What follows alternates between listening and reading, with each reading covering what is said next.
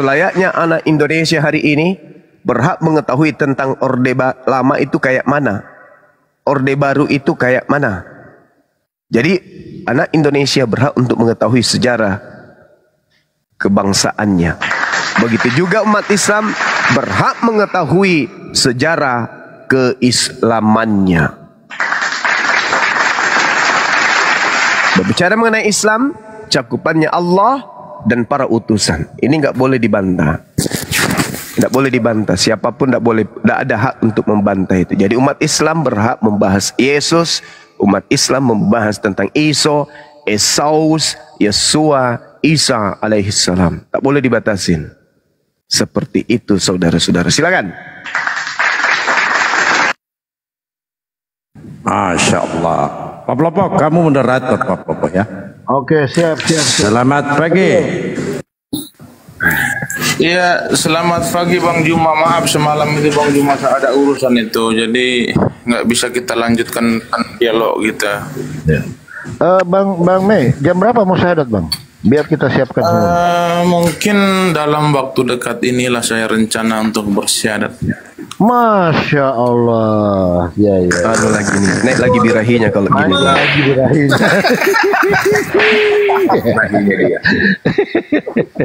Lanjut. Oke, saya tanggapi ya.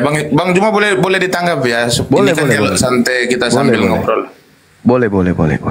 Iya, paparan Bang Juma ini telah membuat saya rangsang. Nah, rangsang yang jangan Apalagi nih bawa-bawa gituan. Lanjut. Oke, saya lanjutkan. Jadi paparan Bang Juma ini berkaitan tentang Islam itu berhak untuk membahas tentang Yeshua Mashiach. Saya itu merasa merangsang. Apa yang membuat saya rangsang? Karena memang ini membuat saya membangkitkan gairah saya untuk berdialog dengan Bang Juma. Nah, saya mau mengatakan begini ya. Ketika orang Muslim mengklaim bahwasan Kristen tidak berhak untuk membahas Muhammad dan Kristen tidak berhak untuk membahas Allah Subhanahu wa taala serta Al-Qur'an dan hadis, tetapi Islam sebaliknya bisa berhak untuk membahas Yesus. Yang menjadi persoalannya begini. Jikalau umat Islam berhak untuk membahas Yesus, seharusnya umat Islam mengimani kitab suci yang diimani oleh orang Kristen. Ketika umat Islam mengklaim bahwasan umat Islam berhak untuk membahas Musa ataupun nabi-nabi yang ada di dalam Alkitab, seharusnya umat Islam itu mengimani Alkitab. Dan kitab sucinya para nabi itu harus dijadikan sebagai pedoman. Tetapi saya melihat secara realitas bahwasan umat Muslim itu mengingkari seluruh kitab para nabi. Nah, ketika ada umat yang mengingkari seluruh kitab para nabi, apakah kita mau mengatakan mereka berhak atas kitab tersebut? Nah, contoh seperti konsistennya orang Kristen, ketika kami tidak mengimani Al-Quran, maka kami mengatakan, ya, nabi-nabi yang ada di dalam Al-Quran itu bukan nabi-nabi kami. Tetapi jikalau memang teman-teman Muslim tidak mengimani Alkitab lalu mengatakan nabi-nabi yang ada di dalam kitab sucinya orang Kristen maupun Yahudi itu adalah nabi-nabi kalian, saya mengatakan ini menjadi paradoks. Nah, paradoks dalam pemikiran yang saya maksud di sini, ini tidak nyambung jadinya. Contoh begini ya, historikal seorang Soekarno. Soekarno itu dia memiliki historikal, lalu orang Malaysia yang tidak ada hubungannya dengan Soekarno mau mempersoalkan tentang Soekarno. Kira-kira teman-teman itu menilainya bagaimana? Apakah ini relevan atau tidak? Saya mengatakan tidak relevan. Tetapi jikalau orang Indonesia sendiri yang mempersoalkan tentang historikalnya Soekarno, bahwasan Soekarno itu waktu dulu semasa hidupnya dia tidak pernah melakukan hal-hal yang seperti ini, tetapi kok di dalam historikal dicatat seperti ini. Kenapa kita harus mempersoalkan itu? Karena kita adalah warga Indonesia yang mempercayai dan mengaminkan historikalnya Soekarno. Lalu ada orang Malaysia yang mempersoalkan tentang historikalnya Soekarno. Berarti kan saya katakan ini paradoks. Nah itu mohon ditanggapi dulu Bang Juma supaya teman-teman yang di bawah itu tercerahkan oleh pendialog dua orang yang hebat di atas ini ya. Oke. Iya, baik. Jadi saya sederhanakan. Umat Islam 1400 tahun tidak pernah belajar Bible. Tidak pernah bersentuhan dengan kitabnya orang Kristen, tidak pernah bersentuhan dengan orang Kristen. Al-Quran ditanamkan Islam ditanamkan sebuah keyakinan yang sangat luar biasa. Al-Quran kemudian menyatakan, A'udzubillahi minasyaitonirrajim. Qulu amanna billah wa ma unzila ilaina wa ma unzila ila Ibrahim wa Ismail wa Ishaqa wa Yaqub walal asbati wa ma utiya Musa wa Isa wa ma utiyan nabiyyuna min rabbihim. La nufarriqu baina ahadin minhum wa nahnu lahu muslimun.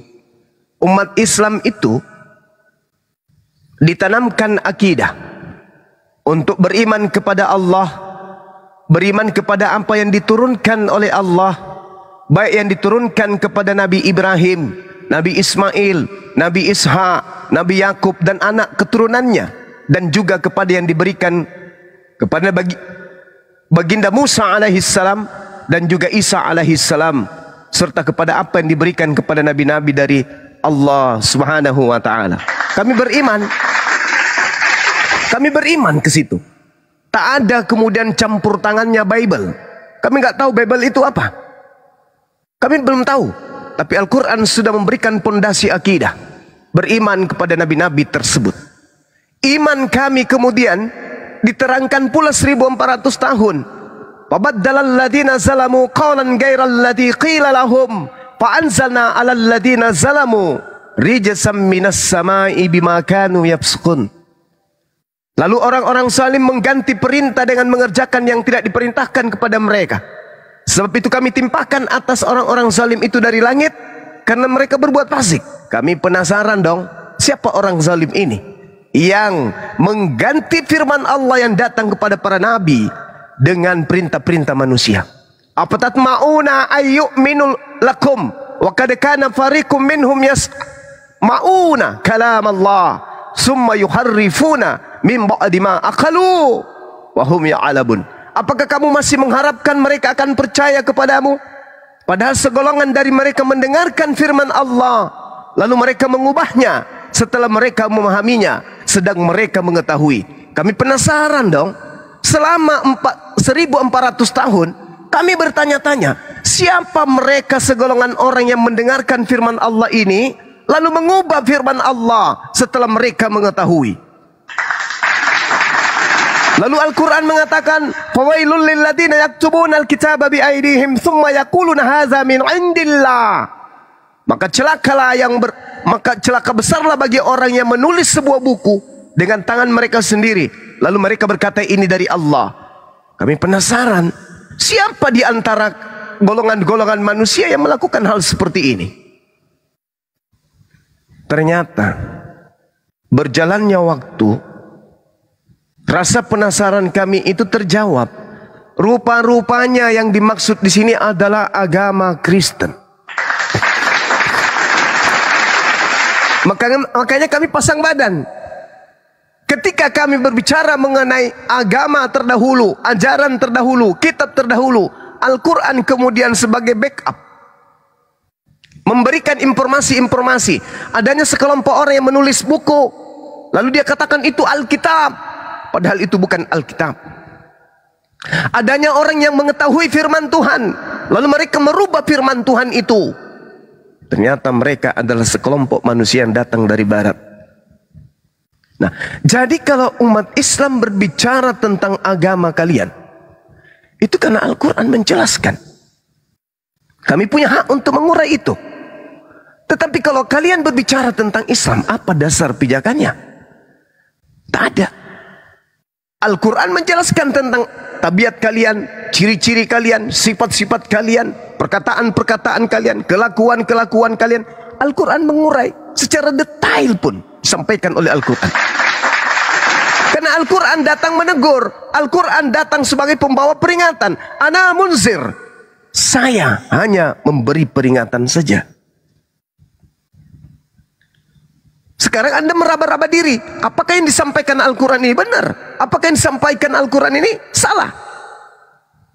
Selayaknya kemudian reformasi berbicara Orde Lama, Orde Baru. Punya hak. Tapi Orde Baru tidak punya hak berbicara mengenai reformasi. Orde Baru hanya bisa berbicara tentang Orde Lama. Orde Lama tidak punya hak membahas tentang Orde Baru, dan begitu juga reformasi. Nggak bisa. Maka yang mengurai kesalahan, kekurangan, penyelewengan yang terjadi pada Orde Baru dan Orde Lama dan Orde Baru adalah reformasi.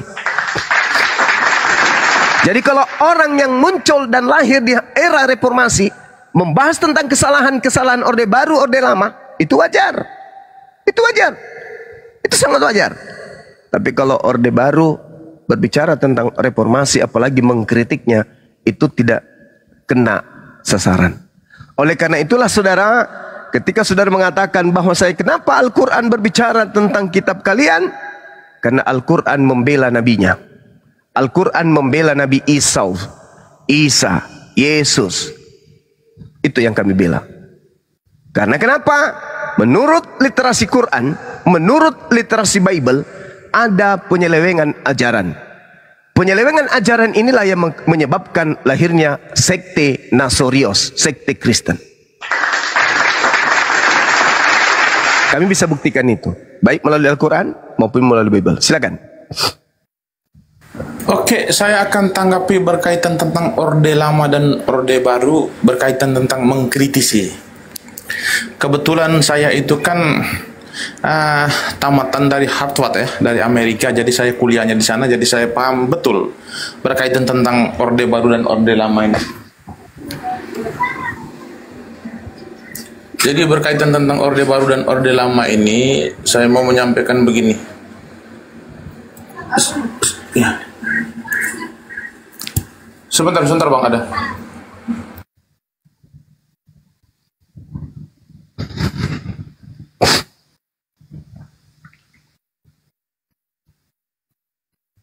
Dikecil-kecil nah.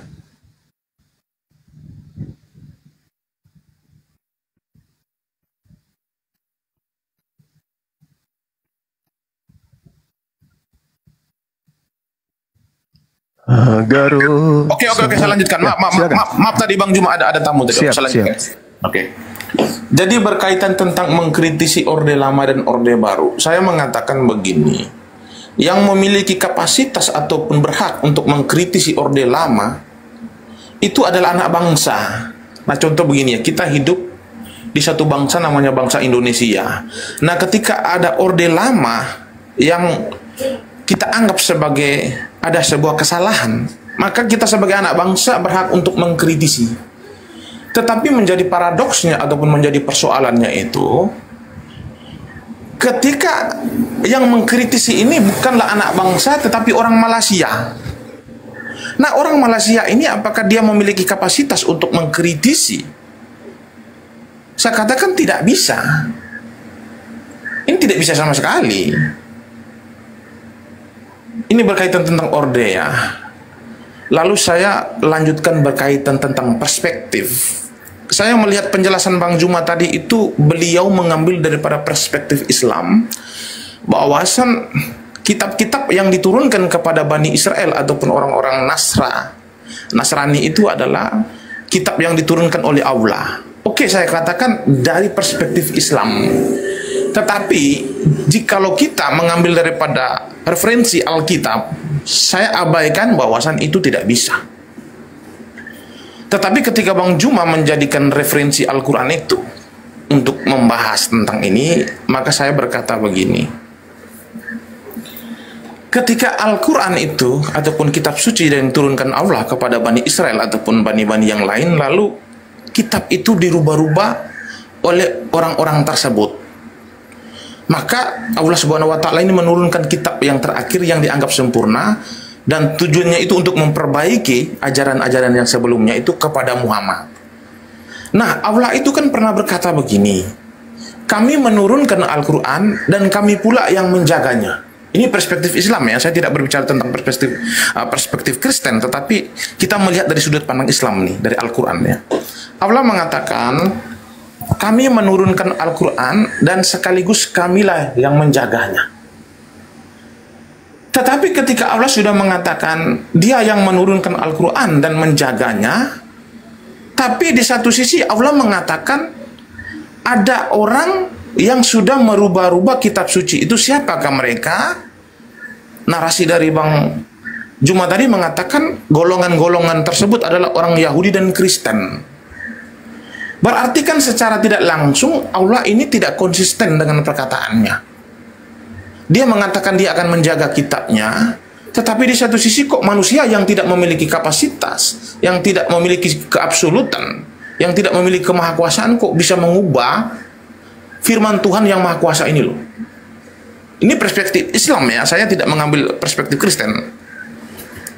Bagaimana mungkin Allah yang maha kuasa ini menjaga Al-Quran yang diturunkan kepada Bani Israel ataupun kepada kaumnya atau kepada umatnya Yesua ataupun yang dianggap sebagai Isa Al-Masih, kok kenapa bisa pula ada golongan-golongan orang bisa merubahnya? Berarti Allah tidak bisa menjaga. Ini berkaitan tentang perspektif. Nah, sekarang kita akan tuju kepada Alkitab ya. Jikalau kita melihat dari sudut pandang Alkitab, Alkitab sedikit pun tidak pernah menjelaskan bahwasan para nabi yang ada di dalam Alkitab itu menerima firman dari Allah Subhanahu wa taala yang disampaikan oleh Muhammad kepada umat Islam.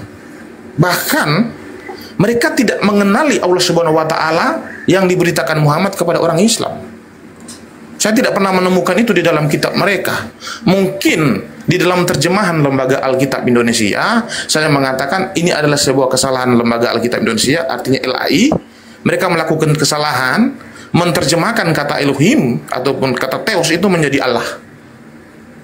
Tetapi kalau kita kembali kepada original tekstual, baik yang berbahasa Ibrani maupun Yunani, saya tidak pernah menemukan nama Allah di situ. Artinya kalau kita melihat dari sudut pandang Alkitab, perspektif daripada Al-Quran ini sudah salah. Salahnya kenapa? Saya mengatakan salah bahwasan dari sudut pandang Alkitab, para nabi tidak pernah menerima firman dari Allah Subhanahu wa taala, tetapi para nabi itu hanya menerima firman dan berbicara langsung kepada Tuhan yang bukan bernama Allah Subhanahu wa taala, tetapi yang bernama Yahweh yang dibaca dengan Jehovah. Maka saya katakan kadang-kadang Al-Quran ini memiliki perspektif yang tidak tepat, yang mempunyai sudut pandang yang salah terhadap kitab-kitab sebelumnya. Nah, itu untuk sementara narasi dari saya. Jadi teman-teman yang dibawa, kalau supaya kalian tahu siapa saya ini doktor dari University dari Harvard, Amerika. Silakan Bang. Baik. Jadi berbagai upaya kemudian yang dilakukan oleh iblis dan sekutunya untuk menolak Al-Quran itu wajar. Karena memang di kehidupan kita ini harus seiring sejalan antara orang beriman dan orang-orang kufur. Pembelokan kemudian firman Tuhan yang datang di tengah-tengah Bani Israel, kemudian pembelokan ajaran Tuhan yang datang di tengah-tengah Bani Israel melalui Nabi Musa dan juga Yesus, itu dibelokkan semuanya. Lalu datang lagi Al-Quran pun akan ditolak. Kenapa? Karena mustahil iblis itu bisa tenang sebelum membawa seluruh umat manusia ke dalam api neraka. Nah, Al-Quran ini diterangkan kemudian, wa min qablihi kitabu Musa imaman wa rahmah. Wa hadza kitabun musaddiqul lima wa hadza kitabun musaddiqul lisanan arabiyyan liyunsiral ladina zalamu wa busyra lil muhsinin. Sebelum Al-Quran telah ada kitab Musa, Taurat, sebagai petunjuk dan sebagai rahmat. Dan Al-Quran ini adalah kitab yang membenarkannya dalam bahasa Arab untuk memberi peringatan kepada orang-orang zalim dan memberi kabar gembira kepada orang-orang yang berbuat baik. Jadi adalah sesuatu yang menggelikan ketika kita membaca buku bahasa Inggris, lalu kita mencari kata pisang di dalamnya. Wah, ini nggak sama ini. Karena di dalam buku kami tidak ada kata pisang. Tuyul, mana ada kata pisang? Itu kan buku bahasa Inggris.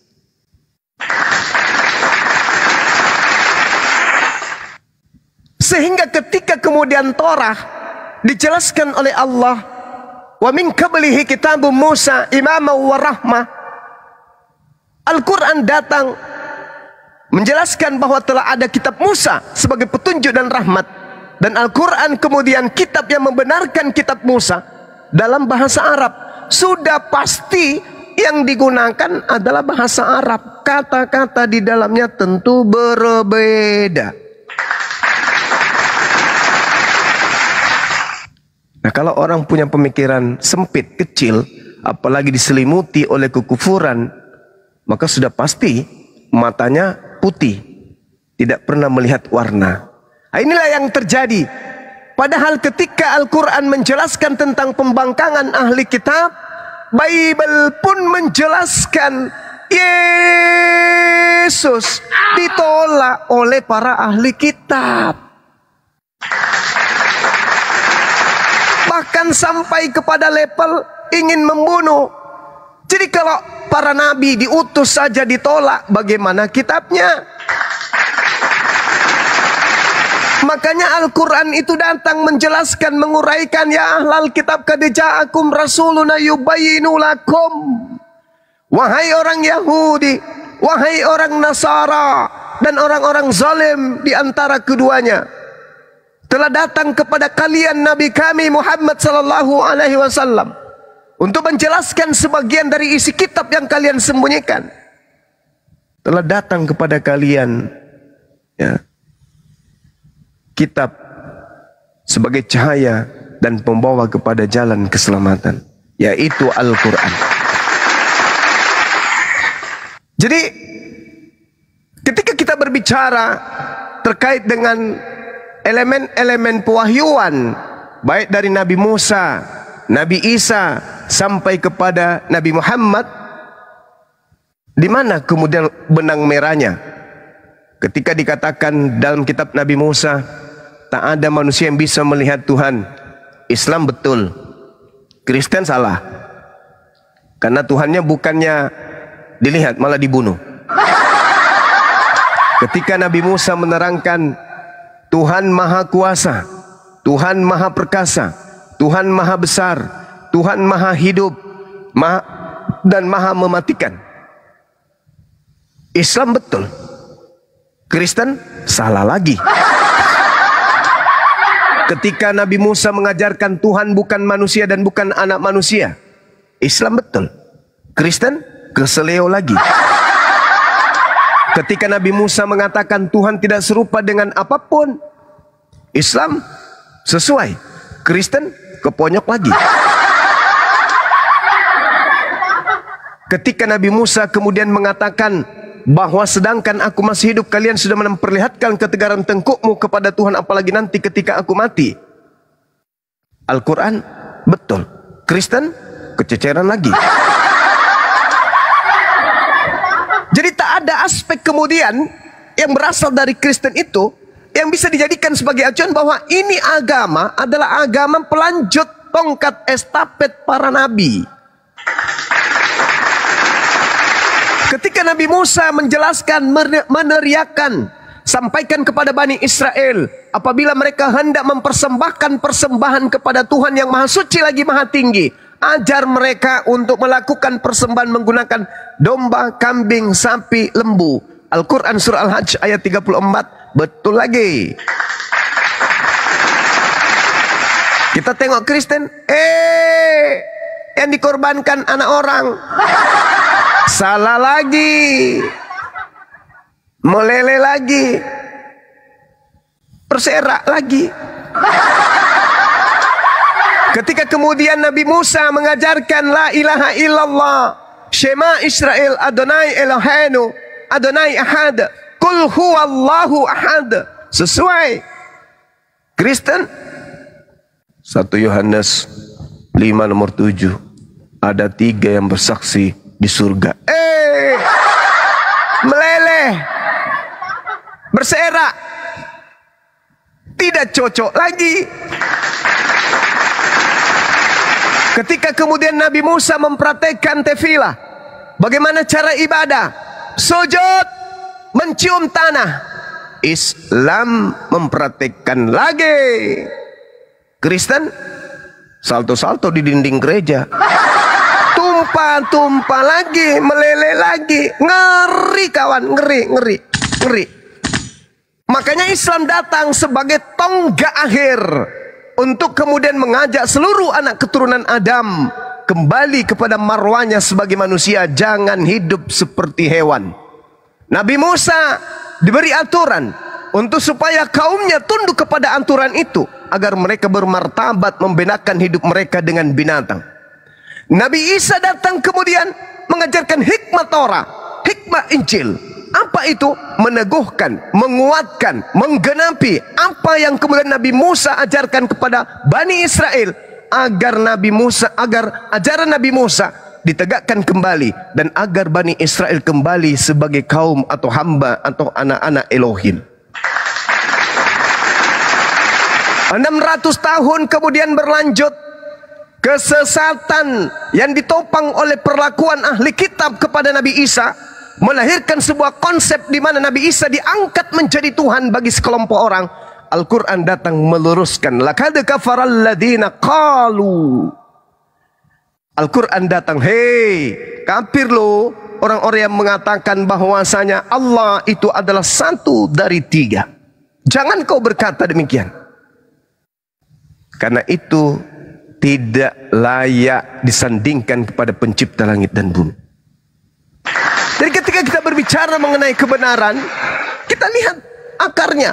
Nabi Musa seperti apa dalam bertuhan, Nabi Musa seperti apa dalam beribadah, Nabi Musa seperti apa dalam beragama, Nabi Musa seperti apa mengajarkan millah Abraham. Lihat pondasi akhir. Bagaimana? Lurus nggak ke depan? Kalau berserak kemana-mana, maka itu bukan berasal dari Tuhan, tapi berasal dari iblis. Nah, kesimpulan terakhir adalah yang Al-Quran titik beratkan adanya Nabi yang diutus oleh Allah, yang diajarkan kemudian mati untuk nebus dosa, lalu dikatakan itu adalah inkarnasi Tuhan. Inilah yang dikritisin dan yang diluruskan oleh Al-Quran. Berarti saudara Kristen punya kewajiban berat untuk membuktikan kepada dunia bahwa yang disalib benar-benar adalah Nabiullah, Rasulullah. Bukan penjahat, bukan pengkhianat, bukan pembunuh, bukan penista, bukan iblis. Nah, ini tugas berat. Sayangnya sampai hari ini belum ada saudara Kristen yang mampu membuktikan itu. Demikian. Oke, terima kasih paparan Bang Juma ini sangat. Oke, terima kasih paparan Bang Juma ini sangat bagus ya. Saya akan selalu mengikuti penggiringan opini karena memang saya ini adalah seorang tukang servis penggiringan opini. Nah, untuk hari ini saya akan selalu mengikuti penggiringan opini ya. Saya mendengar dan menilainya bahwasan paparan Bang Juma tadi, beliau mengangkat 2 perspektif. Nah, perspektif apa yang saya maksud di sini? Beliau mengangkat 2 perspektif, yaitu perspektif Al-Quran dan perspektif Alkitab. Apa yang saya maksud perspektif di sini? Beliau mengkomparasikan 2 sudut pandang, lalu mengkomparasikan bahwasan ajaran-ajaran nabi-nabi yang ada di dalam Alkitab itu, ketika di zaman orang Kristen mereka melencengkan, lalu Allah Subhanahu wa Ta'ala ataupun Tuhannya para nabi itu mengutus Muhammad untuk meluruskannya kembali. Dia mengambil 2 perspektif. Oke, saya akan lanjutkan ya. Ketika Bang Juma mengambil 2 perspektif, 2 sudut pandang Alkitab maupun Al-Quran, maka saya akan mengatakan ketika saya mengutip sebuah perspektif daripada Alkitab, saya mengatakan bahwasan Muhammad itu bukanlah tongkat estafet yang seperti yang disampaikan oleh Bang Juma. Kenapa saya mengatakan bukanlah tongkat estafet? Tongkat estafet itu artinya kepemimpinannya itu akan berganti. Artinya di zaman Alkitab, setelah Musa memberikan amanah kepada Yosua bin Nun, dan setelah Yosua bin Nun, Yosua akan memberikan amanah kepada yang selanjutnya.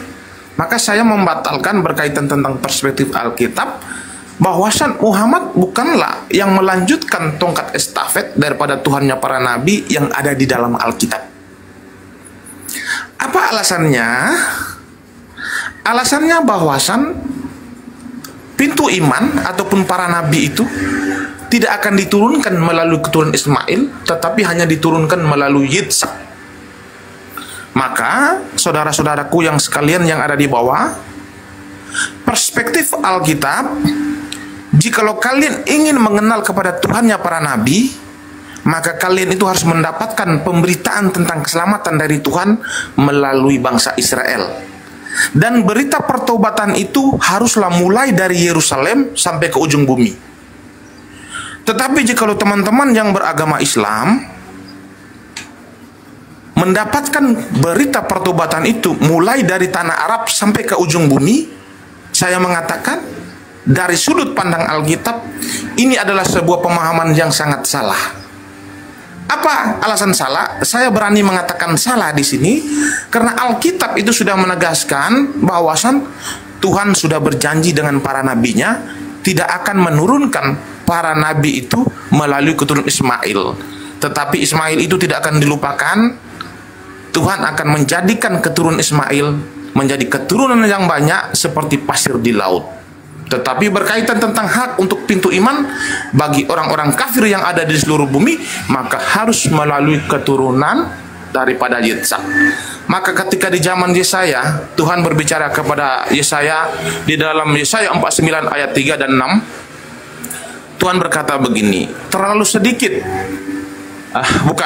Dia berkata begini, Israel, olehmu aku akan menyatakan keagunganku. Lalu di ayat 6-nya Tuhan berkata begini, terlalu sedikit bagimu untuk menjadi hambaku, untuk menegakkan suku-suku,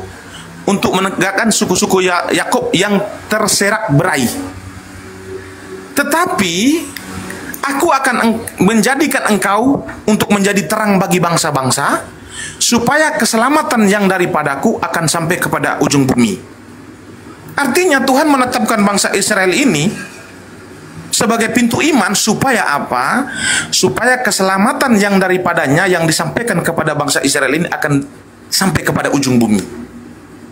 Jadi jikalau teman-teman mendapatkan informasi tentang keselamatan dari tanah Arab ataupun berita pertobatan itu berawal dari tanah Arab, maka saya mengatakan dari Alkitab mengatakan kalian salah. Saya mengatakan kalau kalian mempunyai sudut pandang dari Al-Quran, saya mengatakan ya, monggo. Karena itu adalah doktrinal, itu adalah klaim teologis kalian, kami tidak bisa memaksakan. Tetapi jikalau kalian mengajak untuk membenturkan antara teologis Al-Quran dan Alkitab, maka kami mempunyai sudut pandang yang berbeda. Kami mengatakan dan berhak untuk membantah bahwasan Muhammad bukanlah nabi daripada Tuhannya Abraham, Ishak dan Yakub, ataupun Tuhannya para nabi yang ada di dalam Alkitab. Itu sudah pasti. Jadi berkaitan tentang Tuhan yang diberitakan oleh Muhammad kepada kalian adalah Tuhan yang berbeda dan Tuhan yang tidak sama. Nah, kalau sudah dikatakan Tuhan yang tidak sama, lalu kapasitasnya Al-Quran ataupun kapasitasnya orang Muslim ataupun kapasitasnya Muhammad untuk memperbaiki orang Yahudi, untuk memperbaiki orang Kristen itu kapasitasnya apa? Saya sudah mengatakan tadi, ketika kita berada di Indonesia, kita sekarang itu berhak untuk mengkritisi Orde Lama. Tetapi jika ada orang Malaysia yang tidak ada hubungan dengan bangsa Indonesia, lalu dia mencoba untuk mengkritisi dan memperbaiki, orang akan mengatakan begini, saudaraku, kamu salah orang. Ini bukanlah wadahmu, ini bukanlah tempatmu, dan kapasitasmu tidak ada. Maka saya mengatakan Al-Quran tidak memiliki kapasitas, dan Nabi Muhammad dan sekaligus umat-umatnya tidak memiliki kapasitas untuk mengait-ngaitkan Tuhan yang ada di dalam Alkitab dengan Tuhan yang ada di dalam Al-Quran adalah sosok yang sama, dan klaim yang mengatakan Al-Quran datang untuk memperbaiki ajaran-ajaran sebelumnya, saya mengatakan gugur. Kenapa saya mengatakan gugur? Begini, Rasul Paulus itu dia sudah mengantisipasi. Apa antisipasinya? Dia mengatakan begini, jikalau ada orang yang memberitakan Injil kepada kalian yang berbeda dengan apa yang kami beritakan kepada kalian, maka sekalipun dia adalah malaikat, terkutuklah dia. Nah, kita lihat pemberitaan yang disampaikan Muhammad kepada kalian berkaitan tentang Isa yang kan kalian klaim sebagai Yesus. Ketika para rasul memberitakan Injil ataupun kabar baik, kabar keselamatan kepada murid-murid yang mengatakan Yesus disalib, lalu Muhammad mengatakan Yesus tidak disalib. Artinya Muhammad telah melawan apa yang disampaikan oleh Rasul Paulus. Dia mengatakan, jikalau ada orang yang memberitakan Injil yang berbeda dengan apa yang kami beritakan kepadamu, sekalipun dia malaikat, terkutuklah dia. Dan terbukti pemberitaan yang disampaikan oleh Muhammad kepada kalian tidak sama dengan pemberitaan yang dilakukan oleh para rasul. Saya katakan salah besar. Silakan Bang Juma. Oke, baik. Nabi Abraham dijanjikan kemudian untuk menjadi bapak para nabi. Keturunannya kemudian dijanjikan oleh Allah, dan kemudian keturunan Abraham itu ada dari Ismail, ada dari Ishak. Dari Ishak melahirkan Yudaism, dari Ismail melahirkan Islam. Nah, yang melahirkan Kristen ini yang masih tanda tanya. Itu yang pertama. Kemudian yang kedua adalah ajaran yang datang kepada Bani Israel. Ajaran yang sifatnya sukuisme. Kenapa disebut Yudaism? Karena memang ajaran ini hanya untuk keturunan Yehuda. Kenapa disebut Nasrani? Karena memang ini hanya untuk kelompok yang berasal dari Nazaret, Hawariyun, pengikut Nabi Isa.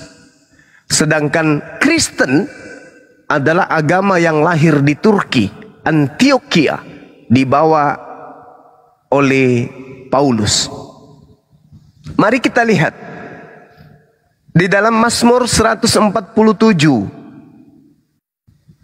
di data nomor 1920, Tuhan memberikan firman-Nya kepada Yakub, ketetapan-ketetapannya dan hukum-hukumnya kepada Israel.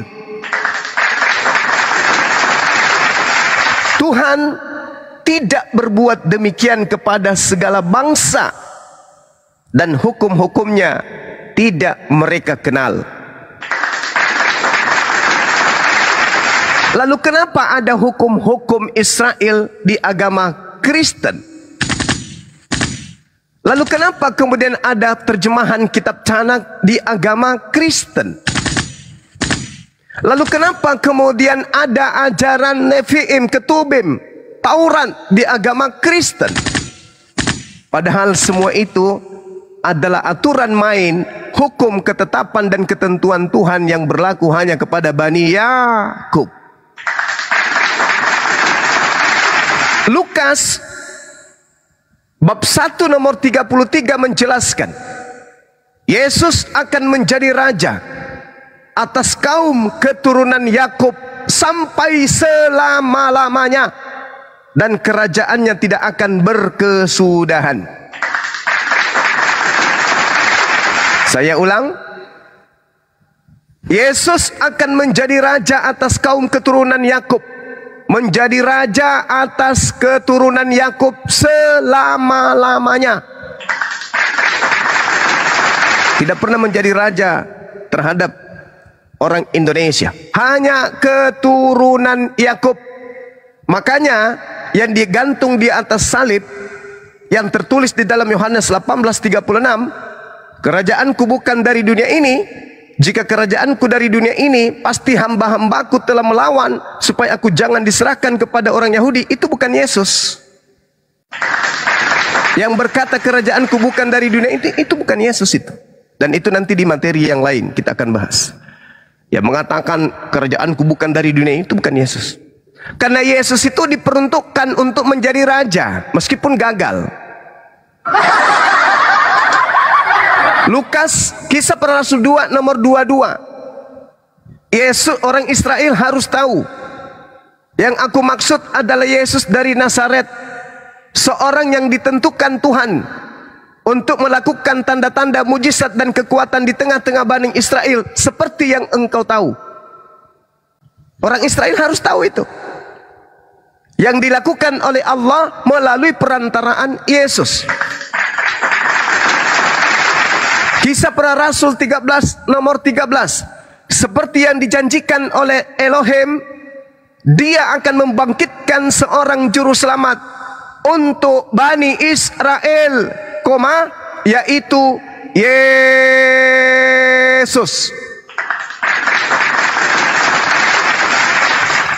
Yesusnya gimana? Yesus, ya paman, kamu diutus untuk siapa? Aku diutus hanya kepada domba yang sesat dari umat Israel. Matius 15:24. Jadi ada pembelokan akidah. Ada penambahan ajaran. Seperti beritakanlah Injil kepada seluruh makhluk, jadikanlah seluruh bangsa menjadi murid. Itu tidak ada. Di manuskrip tertua itu nggak ada. Itu penambahan kemudian. Jadi kalau adanya seperti itu, bahwasanya perintah Tuhan yang datang kepada para nabi Bani Israel hanya berlaku kepada Bani Yakub dan tidak berlaku kepada bangsa yang lain. Lalu kita bangsa yang lain ini mau ngapain?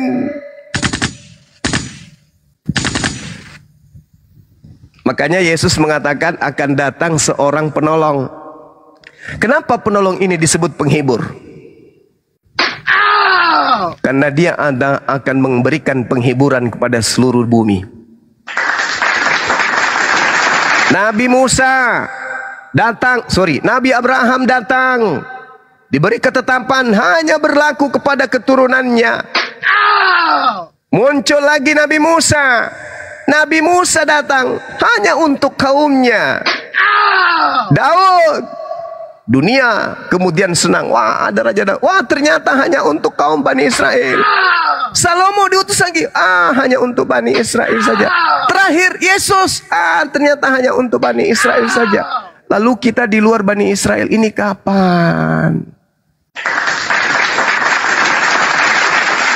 Maka kemudian Allah mengutus sang penghibur dunia.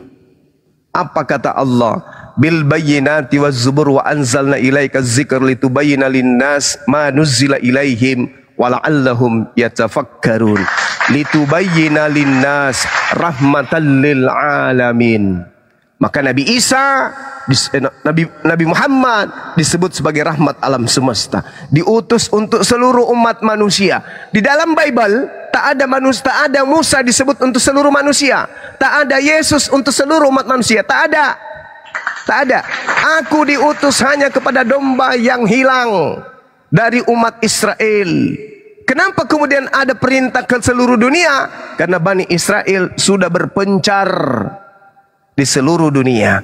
Maka murid-murid Yesus harus ke seluruh dunia mencari keturunan Yakub. Jadi Kristen ini bukan umatnya Nabi Isa, Yesus, bukan. Kristen ini penumpang gelap. Tak ada hubungannya antara Yesus dengan Kristen. Kristen hanya berhubungan dengan makhluk yang mengaku-ngaku bernama Yesus yang datang kepada Paulus in the gang. Tapi Yesus anak Maria yang memberitakan Injil di tengah-tengah kaumnya Bani Israel itu tak ada hubungannya dengan Kristen. Kristen hanya berhubungan dengan makhluk halus yang datang kepada Paulus, yang datang kepada Ananias, yang datang kepada penulis kitab Wahyu di Pulau Patmos. Tapi Yesus yang datang memberitakan Injil kepada Bani Israel Demi Allah, tak ada hubungannya dengan Yesus. Baik berdasarkan Al-Quran maupun berdasarkan Bible itu sendiri. Silakan. Oke, terima kasih ya. Sebelum saya mengikuti penggiringan opini, saya harus memperkenalkan diri saya sekali lagi. Saya adalah seorang dokter yang lulusan Harvard, Amerika ya. Baik, sangat menarik ketika Bang Juma mengangkat sebuah ayat yang ada di dalam Alkitab, khususnya Mazmur Daud 147:19-20, dan ayat itu memang berbicara tentang hukum-hukum Tuhan yang akan diturunkan hanya kepada bangsa Israel. Saya mau mengatakan begini ya, orang Kristen itu konsisten. Kenapa saya katakan konsisten? Ketika Tuhan mengatakan hukum-hukum seremonial dan lahiriah itu hanya diperuntukkan kepada bangsa Israel, maka kami itu berhak, bukan berhak, dan kami itu tidak berhak untuk menjalankan hukum-hukum yang diturunkan Tuhan kepada Bani Israel. Maka sekarang kita lihat, apakah orang Kristen bersunat? Enggak. Jadi orang Kristen itu sudah pasti kami harus menuruti apa yang dikatakan oleh Tuhan, bahwasan hukum seremonial dan lahiriah itu hanya diperuntukkan kepada orang-orang Israel. Lalu alasannya apa orang Kristen mengimani kitabnya orang-orang Israel? Nabi-nabi itu tidak hanya diperuntukkan untuk Gerunda kena peringatan Gerunda. Coba ganti akun Gerunda. Turun lagi baru naik. Oh, akunku gimana, aman? Akunku sudah habis Miko donge. Turun kak dulu. Akunku aman ya? Ini agak goyang juga Komal ini teman-teman ya. Tolong dibantu ya 200 kala. Tolong kopi. Tap-tapnya teman-teman. Kencengin ya tap-tapnya ini. Nekang lagi Gerunda. Iya. Dokter, apa? Akunku aman ya? Aman. Kan di sini tok-tok ini kalau jujur tidak aman. Itu dia. Oke. Kalau kita Terima kasih jujur kagak aman. Ya lanjut. Iya. Oke, baik. Jadi kencangkan tap-tap layarnya. Ya tap teman-teman 200k ya. Lanjut. Oke, saya lanjutkan ya. Jadi orang Kristen, kami bukanlah keturunan Abraham, Ishak dan Yakob secara biologis. Kami adalah orang Indonesia, kami adalah orang Amerika, kami adalah orang Eropa yang bukan keturunan secara biologis daripada Abraham. Makanya kami tidak berhak untuk menjalankan hukum Taurat secara seremonial dan lahiriah seperti apa yang diangkat oleh Bang Juma tadi yang ada di dalam Mazmur 147:19-20. Itu udah pas, tepat. Nah, kita akan lanjutkan berkaitan tentang penggiringan opini, karena saya adalah seorang master penggiringan opini ataupun seorang spesialisnya.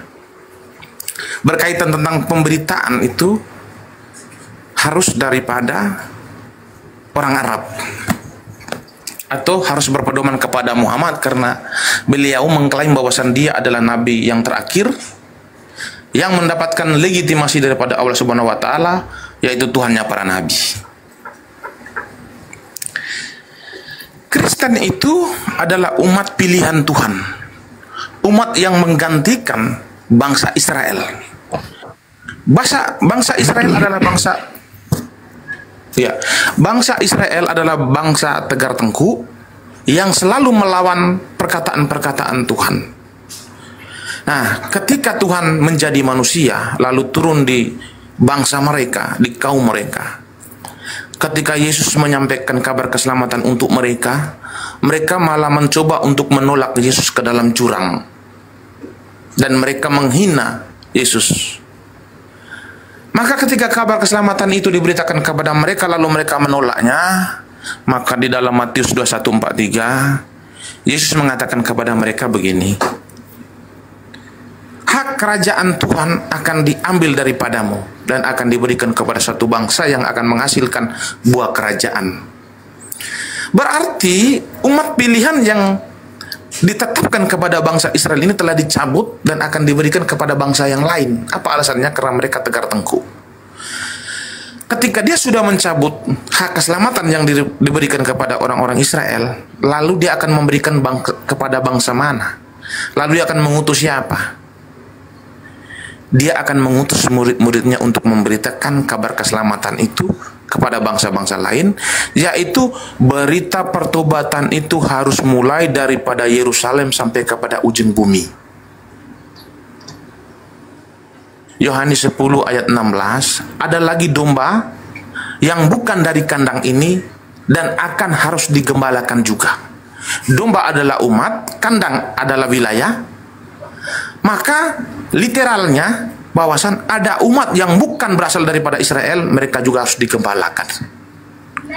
Maka itu dia mengutus murid-muridnya bahwasan beritakanlah Injil kepada segala bangsa, siapa yang percaya akan dibaptis, tetapi siapa yang tidak percaya akan dihukum konsekuensinya.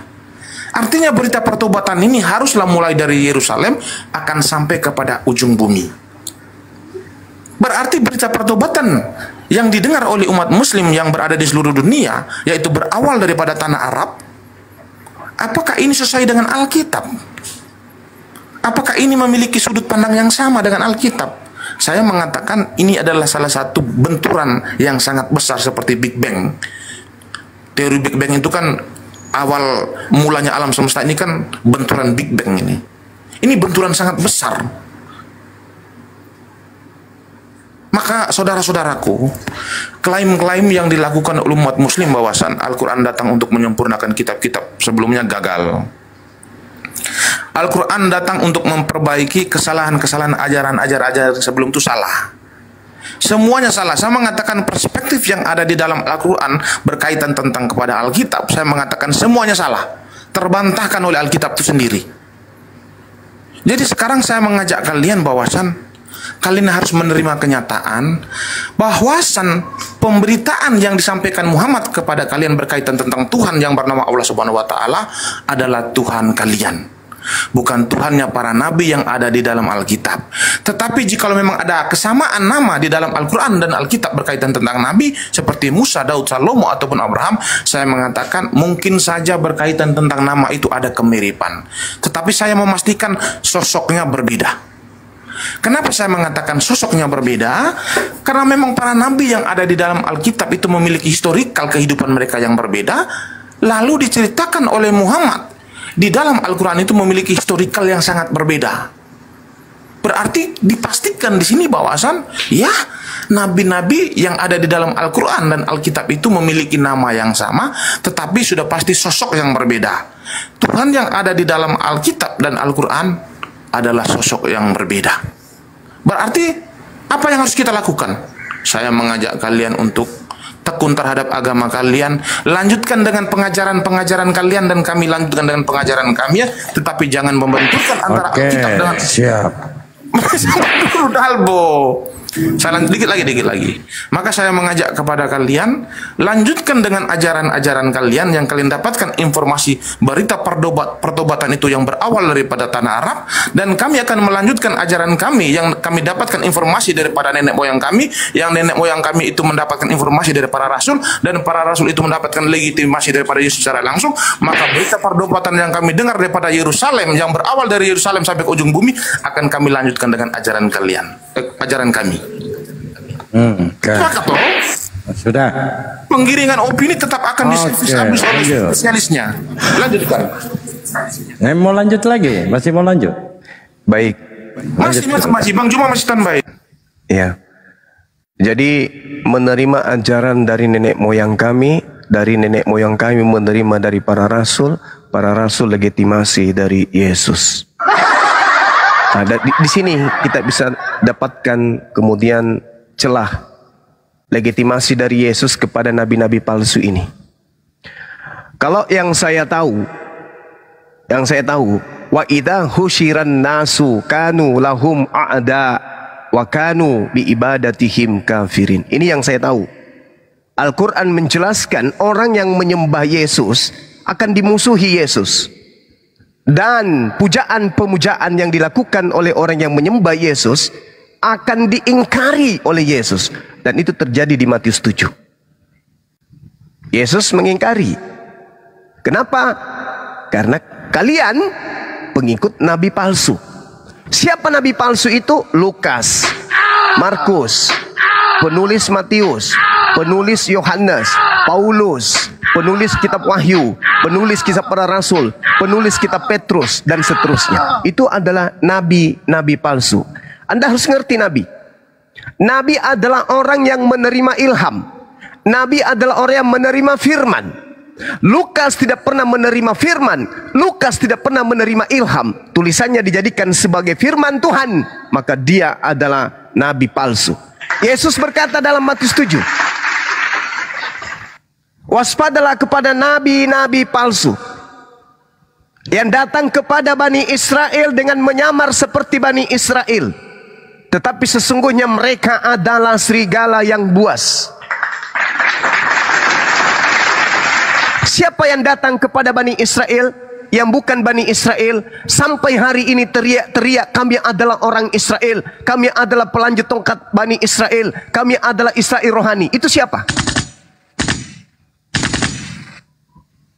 Jadi Bung, ketika Yesus mengatakan waspadalah terhadap nabi-nabi palsu yang datang kepadamu, di sini muridnya Yesus Bani Israel dengan menyamar seperti Bani Israel, tetapi sesungguhnya mereka adalah serigala yang buas. Satu-satunya kelompok yang datang kemudian ke tengah-tengah Bani Israel dan ke seluruh penjuru bumi, hanya orang Kristen yang mengaku diri mereka adalah sekelompok dengan Bani Israel.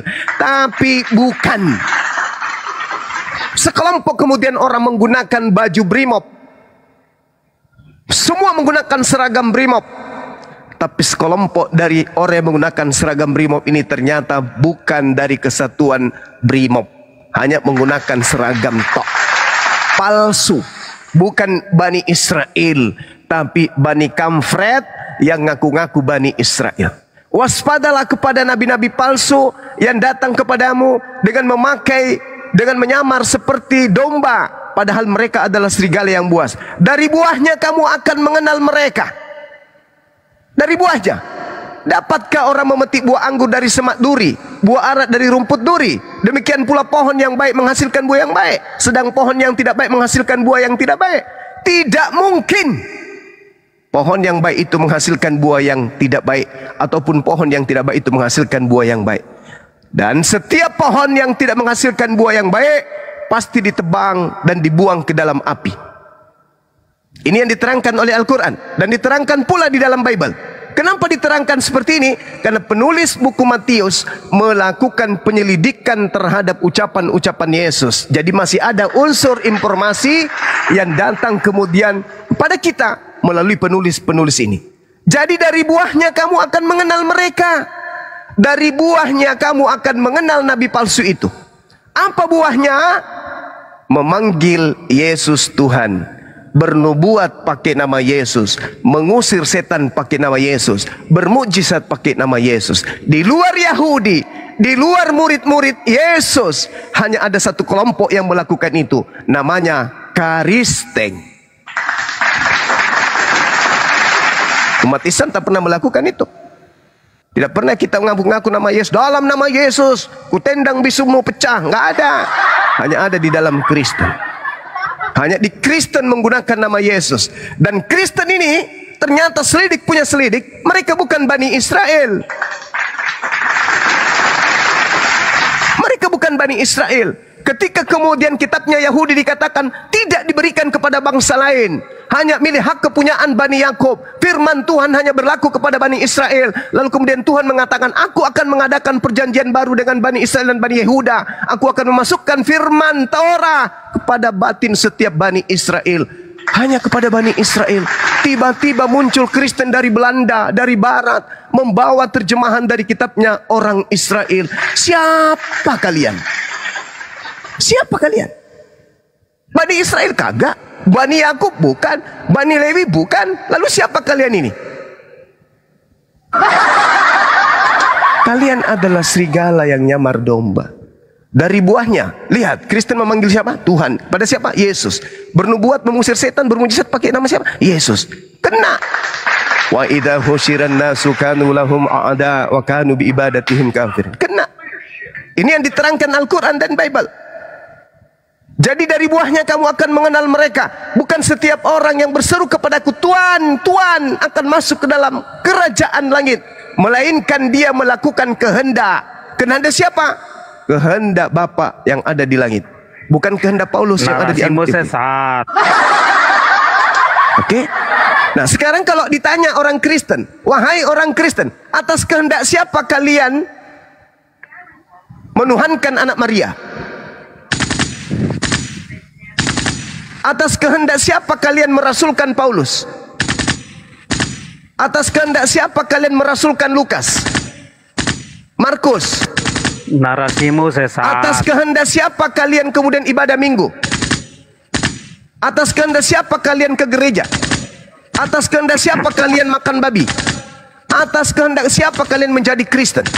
Tak ada kehendak Bapa Elohim. Semua hanya kehendak Paulus. Karena Paulus didatangi makhluk halus bernama Yesus. Nah ini.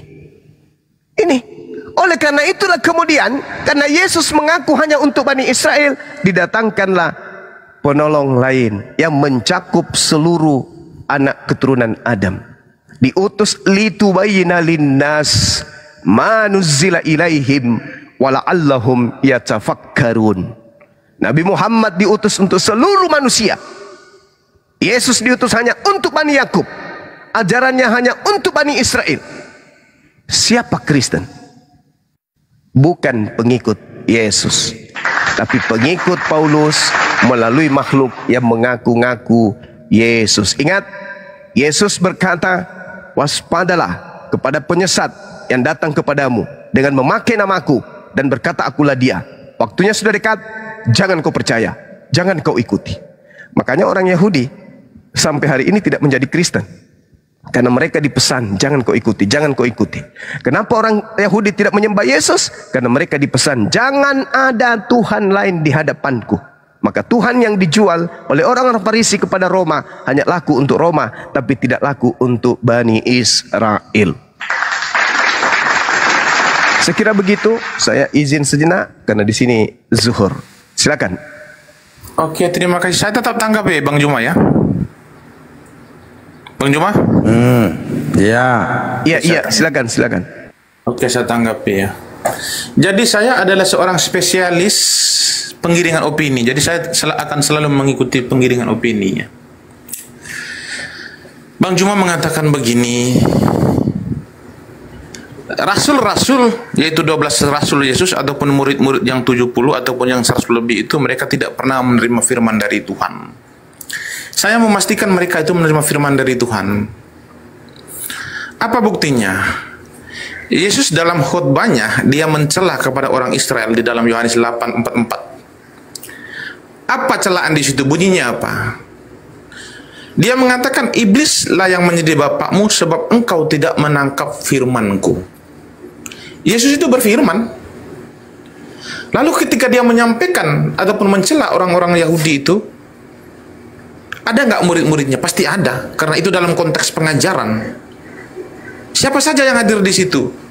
Sudah pasti murid utama, yaitu 12 orang. Kategori murid yang kedua yaitu 70 murid. Kategori yang ketiga adalah 100 orang lebih. Artinya mereka di situ mendengarkan firman Tuhan yang disampaikan oleh Yesus. Yesus berfirman di situ. Jadi manusia satu-satunya di muka bumi yang berfirman hanya Yesus. Muhammad tidak bisa berfirman. Musa ataupun yang lain-lain itu tidak bisa berfirman. Apa alasannya? Mereka bukan Tuhan, Pak. Bagaimana mungkin mereka mau bisa berfirman? Yang bisa berfirman hanya Tuhan. Yesuslah. Hanya dia satu-satunya yang bisa berfirman. Lalu bagaimana dengan Lukas? Lalu bagaimana dengan Markus? Apakah dia bagian daripada murid utama Yesus? Saya mengatakan begini kepada Bang Juma dan kepada saudara-saudara sekalian, bahwasan yang bernama Lukas ataupun Markus itu, mereka adalah kategori murid Yesus yang kedua, yaitu yang itu 70 murid Yesus. Nah, informasi ini saya dapatkan dari mana? Dari kitabnya Bapak Hippolytus. Nah, Bapak Hippolytus ini hidup di tahun berapa? Di tahun 200 Masehi. Bapak Hippolytus ini berguru dengan siapa dan mendapatkan informasi dari siapa? Daripada Bapak Polikarpus. Bapak Polikarpus ini dia mendapatkan informasi dari siapa? Dari Rasul Yohanes. Rasul Yohanes ini mendapatkan informasi dari siapa? Dari Yeshua HaMashiach ataupun daripada historikalnya sendiri. Jadi kalau Bang Juma mengatakan murid-murid Yesus itu tidak pernah mendengarkan firman Tuhan, saya mengatakan Yesus berfirman mereka berdengar. Yesus berfirman mereka mendengar. Selesai Pak soal itu Pak. Nah sekarang kita akan masuk ke ranah berkaitan tentang ajaran-ajaran Taurat ya. Bang Juma sendiri sudah mengatakan tadi bahwasan Mazmur 147 19-20 itu bahwasan hukum-hukum itu tidak akan diperkenan kepada bangsa lain, dan kami sepakat itu, dan orang Kristen itu konsisten. Hukum-hukum yang diturunkan kepada orang Yahudi itu tidak akan dijalankan oleh orang Kristen. Lalu apa alasannya orang Kristen mengimani kita para nabi? Ya, kami mengimani bukan berarti menjalankan hukum-hukumnya. Kami mengimani berarti mengaminkan. Apa yang dimaksud mengaminkan? Mengaminkan historikal para nabi yang ada di dalam Alkitab. Mengaminkan bahwasan Tuhan berbicara dengan mereka secara langsung. Kami mengaminkan Pak. Berarti Kristen ini adalah salah satu umat yang mengingkari para nabi itu, yang mengingkari kitab para nabi itu bukan saya mengatakan. Kami adalah umat yang tidak mengingkari kitab para nabi.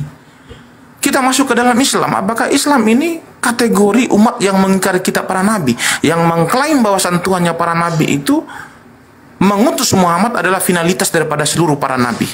Apakah benar demikian? Kita akan telusuri historikal, realitas. Apa realitas yang terjadi? Historikal apa yang terjadi? Historikal dari zaman dulu sampai sekarang umat muslim mengingkari kitab para nabi. Realitasnya apa? Realitasnya adalah kenyataan yang terjadi di muka bumi. Orang Islam itu menolak kitab para nabi. Apakah pantas umat muslim mau dikatakan bahwasan umat muslim menyembah kepada Tuhannya para nabi? Saya mengatakan bukan. Para nabi yang Tuhan para nabi yang kalian sembah itu iya benar, tetapi bukan Tuhan para nabi yang ada dalam Alkitab. Tuhan para nabi yang ada di dalam Al-Quran yang diberitakan Muhammad kepada kalian bahwasan dia adalah pencipta alam semesta. Itulah Tuhan kalian, bukan Tuhan para nabi yang ada di dalam Alkitab. Salah sangka. Orang Kristen konsisten Pak. Kami selesai. Kami adalah umat pilihan Tuhan yang kedua. Umat pilihan Tuhan yang pertama sudah selesai karena mereka membangkang tegar tengkuk. Maka Yesus mengambil hak keselamatan itu telah diberikan kepada bangsa lain. Maka kami sebagai orang Kristen telah memberikan diri kami dibaptis dan menerima Injil sebagai jalan kebenaran sesuai dengan apa yang diperintahkan oleh Yesus bahwasan beritakanlah Injil kepada segala bangsa. Siapa yang percaya akan dibaptis, tetapi siapa yang tidak percaya akan dihukum. Nah konsekuensi ini akan diberikan kepada siapa? Kepada umat muslim. Kenapa? Umat muslim tidak memberikan dirinya dibaptis, maka konsekuensinya akan dihukum sesuai versi Alkitab.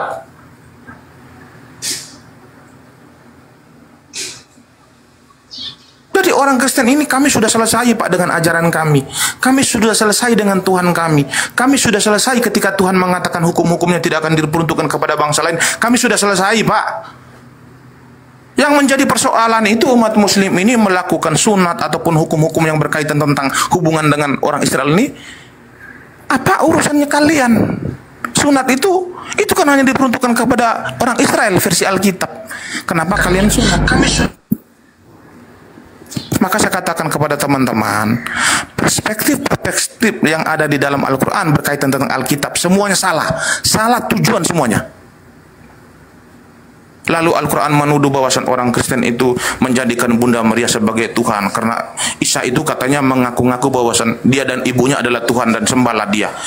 Orang Kristen tidak pernah menjadikan Maria masuk dalam lingkaran Tritunggal. Jadi sudut pandang Allah Subhanahu wa Ta'ala ini salah terhadap Alkitab.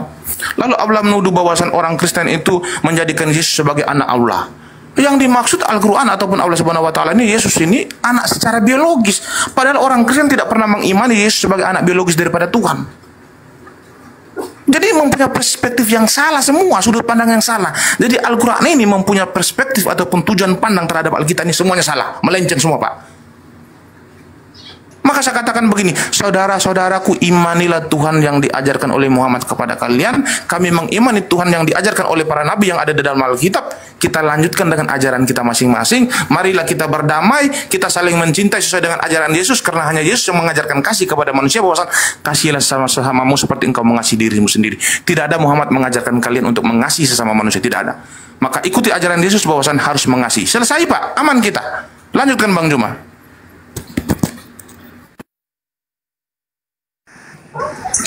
Izin bicara. Bang Sumat sudah ini ya. Dia rehat sejenak ketika Anda mengatakan bahwa Yesus tidak menerima firman. Betul itu, Matt? Lawan imaku Bang Juma Dalbo. Masuk. Kan beliau lagi sholat. Ya tapi jangan. Saya selaku muridnya. Lawan yang pantas di dunia perdebatan hanya saya, yang lain tidak akan mampu. Kenapa sih? Itu Dalbo. Kenapa? Takut ya? Hah? Tunggu dulu, Bang. Oke lah, kalau gitu aku izin turun dulu, nanti Bang Juma datang aku naik lagi ya. Kenapa?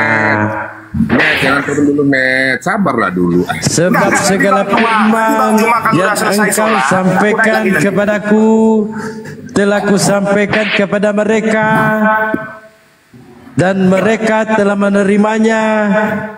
Mereka tahu benar-benar bahwa aku datang kepadamu, dan mereka percaya bahwa engkaulah yang telah mengutus aku. Oke lah, aku Lalu izin turun dulu, nanti Bang Juma kalau firman yang diterima Yesus ini?